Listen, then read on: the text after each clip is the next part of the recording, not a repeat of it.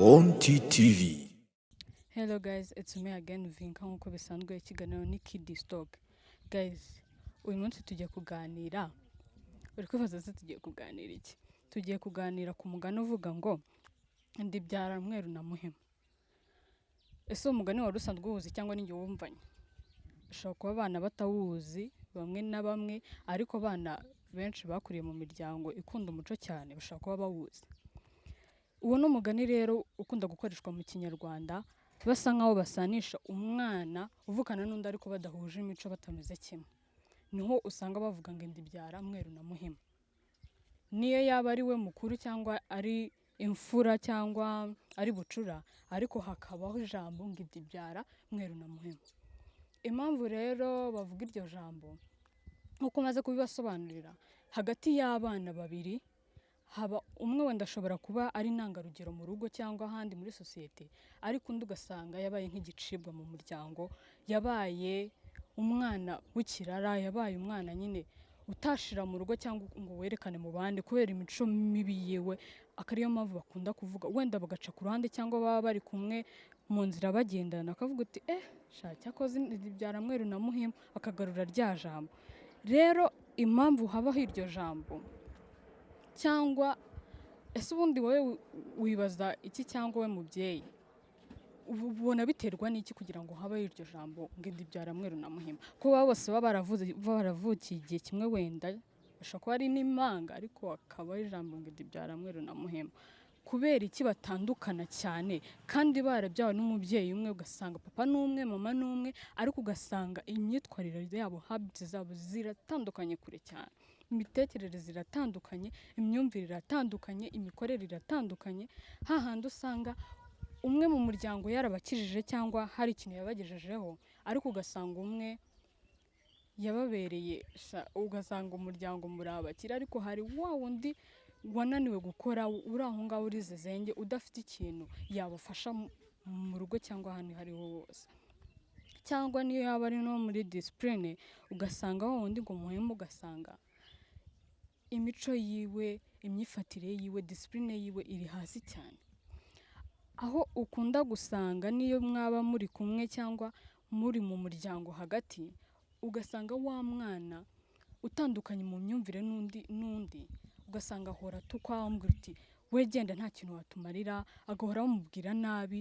Mu by'ukuri kumva undi mwana bamushima cyangwa bahora bamutakakiza, wakoze neza, wageze kuri ibi, uzatugeza kure, wa wundi uhora utukwa cyangwa uhora ubwirwa nabi kubera imyitwarire yiwe bimutera ishyari.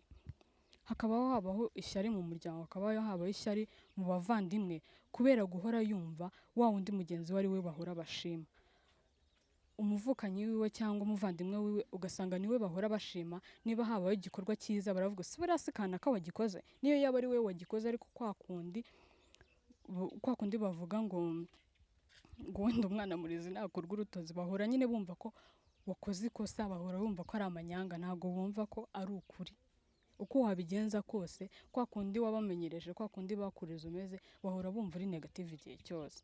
Nta gihe bazumva ko uri positive, kuko ikintu kikuvamo cyangwa icyo ubereka buri gihe bihora bitandukanye na wa wundi ukora ibyiza. Rero icyo gihe mu muryango cyangwa mu bavandimwe bitera ishyari cyane, ugasanga arivumbuye, arataye urugo, aragiye ku myaka yaba yafite iyo ariyo yose. Ntabwo yibwira ngo ndagira hanze bigende bite, ndava mu muryango bigende bite. Oya, ntabwo bitekereza icyo gihe, ahubwo rya shyari riri mu mutwe, kwa kwiyumva ko atameze nka mugenzi we, nk'umuvandimwe wiwe, akavuga ati se niyo nakora iki ntabwo ari njye bari bushime, barashima kanaka. Ariko nawe mubyeyi ukwiye gushishoza ukamenya imva n'imvano y'ikintu cyakozwe. Niba wa mwana ariho wenda uhora mu makosa, ari we wa wundi uhora ari negative, wikumva ko buri gihe azajya ahora ari mu makosa, wikumva ko igihe cyose azahora yumva cyangwa abona ibintu mu buryo butari bwiza. Hari igihe ushobora kumurenganya bikavamo intandaro yo kumubura burundu. Kandi ntabwo nibwira ko cyangwa ntabwo ntekereza yuko uri umubyeyi ukabura umwana wawe, ntabwo ntekereza ko byagushimisha. Kuba afite iryo shyari muhora mumutera mu rugo ko nta kintu azamara, nta kintu azageraho, yanababwira umushinga ashaka gukora akababwira uti pu we nta kintu wageraho, wese uri kanaka, wowe uri runaka, kuba kumva ko atari runaka, kuba kumva ko atameze nk'abandi, nawe bimuca intege kuba cya kintu cyari cyo mu mutwe nawe akakibagirwa, ugasanga yirwa mu biyobyabwenge, yirwa yisindira n'umugore rwose, kuba kumva ko nta kintu we yatekereza ngo kibe ukuri cyangwa kibe ikintu kizima nk'uko mugenzi we yagitekereza.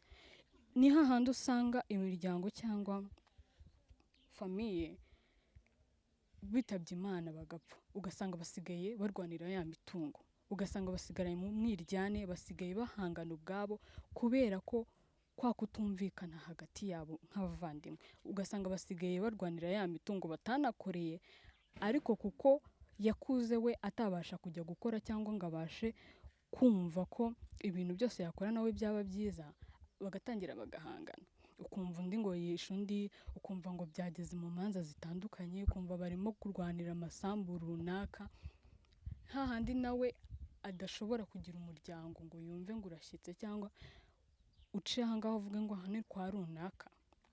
Hari abantu benshi muzi bafite imyaka 40, 50, ugasanga nta mugore yigeze, nta mwana yigeze, nta famiye imuturukaho, si ibyo yavutseho. Ibyo ngibyo rero bituruka kuri uwo muryango, kwa kutumvikana mu rugo, kwa kutumvikana n'abavandimwe be, kwa kutumva ko ari umuntu nawe udasanzwe. Kuri iyi si nta muntu buri kintu ashoboye, kuri iyi si nta muntu ubura akamaro, ushobora kuba udashoboye kuza hano ngo ufate mikoro uvuge nk'ibyo mbabwira, ariko hari ikindi undushaho ubumenyi, hari ikindi wakora biri beta kundusha, ariko nanjye hari ikintu nakora kirenze ku cyo wakora. So sinekereza ko rero ukwiye kumva ko ibintu byose wowe utabishobora. Sinumva ko umwana wari wo wose ahageze amagingo aya yumva ko mugenzi wari urenze kumurusha. Nawe hari ikintu wakora, nawe hari ikintu wabamo, best hari ikintu wabamo umuntu udasanzwe, akaba bavuga uti uyu ni wa mwana bahoraga bacyurira. Wowe ukwiye kumenya ko niba wenda mu rugo bakubwira nabi, niba mu rugo batakwemera, hari n'abana batemerwa n'ababyeyi babo. Niba iwanyu batakwemera, haranira ko bakwemera, haranira ko bagusanga kuruta uko basanga, kuko barakwanze, babaye bakugize nk'aho uri igicibwa, bakugize nk'aho uri ikirara. Haranira ko rero wowe bagusanga kuruta uko basanga, kuko barakwanze. Rero ntekereza ko ikintu cya mbere nababwirana, iyo umuntu akiza abantu baramusanga, iyo urenze, iyo ufite umuntu aza kwegera ashaka kumenya bwa bumenyi ufite. Rero wikumva ko bya bitekerezo bahora bakubwira, kwa kundi bakubwira ngo ntushoboye, wikumva koko nawe udashoboye koko. Haranira ko ushobora, haranira ko wagera kuri icyo kintu cyose bavuga ko utageraho. Bakoze isoni, nawe wabakoze isoni, kuko ufite byinshi wakora. Muri iyi si hari imirimo myinshi itandukanye, ejo ukumva ngo havumbuwe ibi, ejo ukumva ngo havumbuwe ibi, nawe wabigiraho, nawe byagenewe. Nta byiza byagenewe ngo runaka, nta byiza. Iyo nzo nziza ntabwo yagenewe uwo murumuna wawe cyangwa mukuru wawe, nawe wagiraho, nawe wabasha kubaho kandi neza. Guys, rero sinzi niba abana muzi imigani cyangwa bajye babacira imigani, ariko ndagira ngo ubutaha ndashaka ko nzababwira imigani imwe n'imwe mu Kinyarwanda bakundaga gushira abana cyangwa kera. Nzayibabwira, mugende namwe mumenya abana imigani kugira ngo birabafasha. Nk'uko nari nkubwiye ngo Inda Ibyara Mweru na Muhima, nk'umwana w'aka kanya uvutse ejo bundi ntabwo yamenya ngo ibyo bintu ni ibiki. We nyine abyumva gutyo bivuze, nta kindi kintu yumvamo. Ariko iyo wabashije kumenya iyo migani cyangwa ukamenya ubwo busobanuro bwayo, biragufasha. Ejo n'ejo bundi wahura n'umuntu akawugucira, ntabwo wamujudginga cyangwa uvuge ngo arantutse cyangwa uvuge ngo akubwiye nabi, kuko uba warawumenye, uzi ikintu usobanura. Uharanira no kutaba muri iyo sosiyete imeze gutyo, uharanira kuba batavuga ngo mu muryango wawe cyangwa ngo Inda Ibyara Mweru na Muhima. So rero ikintu nshaka gukangurira ababyeyi cyangwa se abantu baturuta, mugerageze nimugataha, byite ngo gize ukuntu nabyita, ariko abana bose barangana. Uko yaba ameze, niyo yaba yaravukanye ubumuga nk'uko nababwiye mu kiganiro cy'abana babana n'ubumuga, uko yaba yaravutse kose, pa kuba ari umwana wawe waramubyaye, angana nka mukuru we, angana na murumuna wiwe. Kurutisha abana cyangwa guhora ubasumbanisha, umwana ntago yumva ko ameze nk'abandi. Utuma umwana yigunga, utuma umwana arushaho gutandukana na bagenzi we n'abakuru be. Kwa guhora afite agahinda, kwa guhora yumva ko ntago ameze nk'abandi. Rero ntugatume umwana wawe uba intandaro yo kugucika cyangwa ngo agende cyangwa ngo atandukane n'abavandimwe, hazemo urwango, hazeho nk'igihu hagati yabo, bajye bahora bakundana. Nta kuntu. Reka mbabwire kuri story yo muri Bibiliya, ndakeka benshi murayizi, Gahini na Abeli. Murabizi ko iyo nkuru murayizi cyane. Abeli yari umwana mwiza, yakoraga ibintu Imana yifuza cyangwa Imana yishimira, ariko Gahini we yakoraga ibyo umubiri we wifuza cyangwa ibitekerezo byo bishaka. Rero igihe cyaje kugera bajya gutanga amaturo cyangwa bajya gutanga ituro. Kera murabizi ko batangaga amatungo, bakajya kubaga amatungo kugira ngo utambe igitambo. Icyo gihe rero bagiye gutanga ituro, Gahini azana ibyari byeze cyangwa imyaka yari yeze muri icyo gihe. Abeli we areba muri za ntama yororaga, kuko we yororaga intama. Murabizi ko abo ngabo ari abana ba Adamu na Eva. We azana ya ntama nziza, ya yindi shishe, ya yindi yarimo nziza muzo yari afite. Icyo gihe rero Imana ntago yishimiye igihe cye rya turo rya Gahini. Yishimiye irya tungo rya Abeli, kuko yamuzaniye intama nziza kandi yishimira. Icyo gihe rero ntago byari gushimisha Gahini kumva ko Imana itangiye gushimagiza cyangwa kurata murumuna wiwe.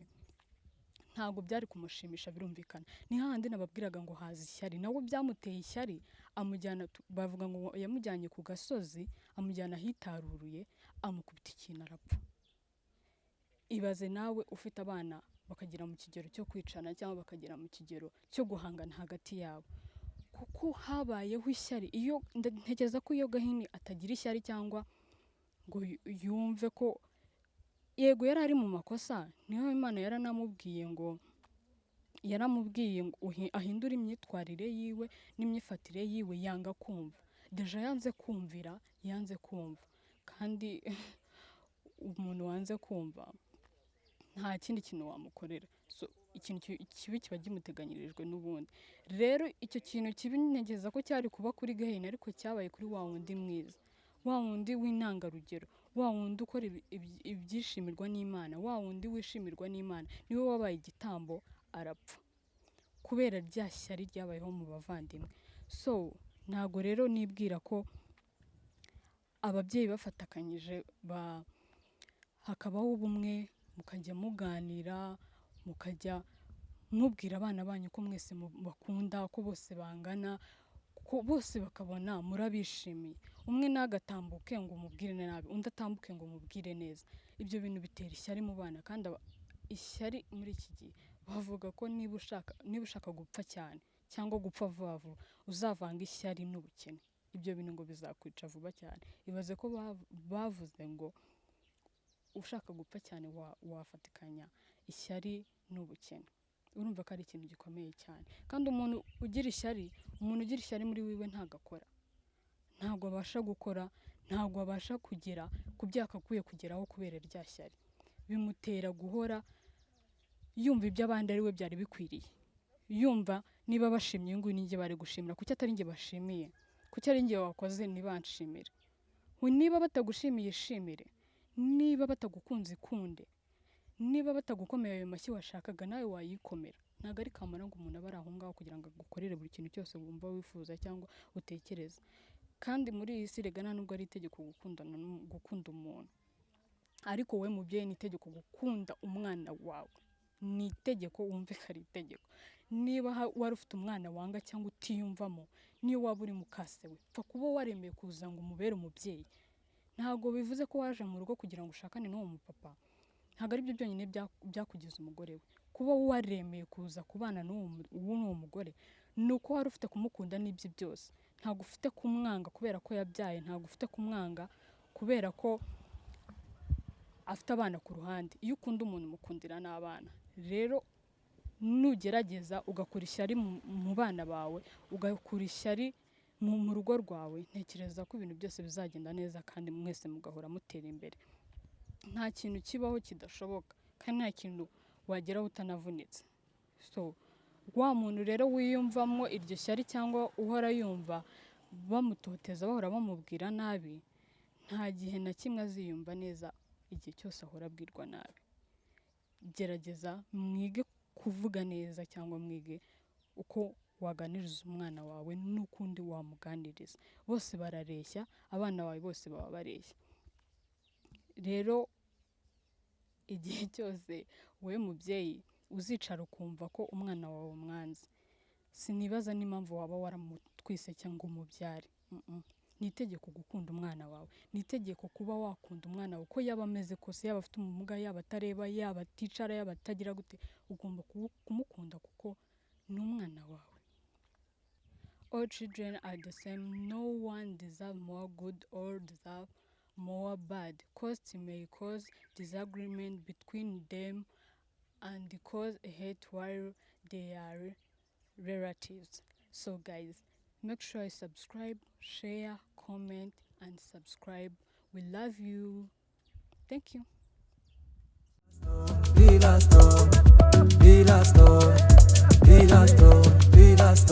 On TTV.